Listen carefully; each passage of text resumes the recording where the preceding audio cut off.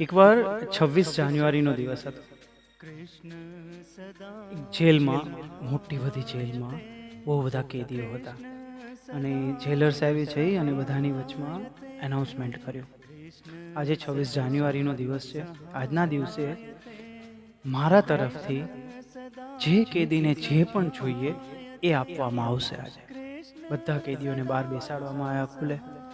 સામે જેલર સાહેબ બેઠા. બધા નંબર બાય નંબર એક એક ઉઠીને બોલવા માંડ્યા. એક જણા ઉઠ્યું, સાહેબ રાતે સુવામાં છે ને મચ્છર બહુ કરડે છે, જો કે સરખો ધાબળો કે મળી જાય તો ઓકે આપી દો ધાબળો. સાહેબ સવારે નાહવામાં એક સાબુ મળી જાય ને તો મજા આવે, ઓકે આને સાબુ આપી દો. એના પછી કોઈ ઉઠ્યું, સાહેબ થોડાક જેલના વોર્ડ છે ને એ થોડા ગંદા જેવા છે, એની રોજ સાફ સફાઈ થાય ને તો થોડું સરખું રહે. જેલર સાહેબે તરત કીધું, ચલો આ બી કન્ફર્મ, આ બી રોજ સાફ સફાઈ કરાવવા માંડી.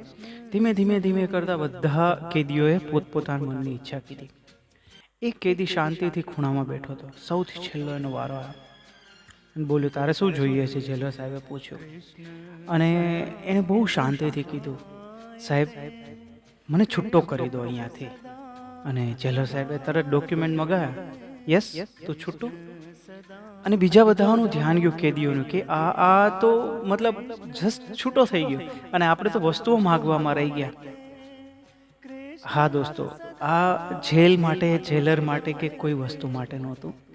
જ્યારે કૃષ્ણ તમારી સામે આવીને ઊભા રહે અને જ્યારે એમ કે તને શું જોઈએ છે, ધ્યાન રાખજો શું માગવું.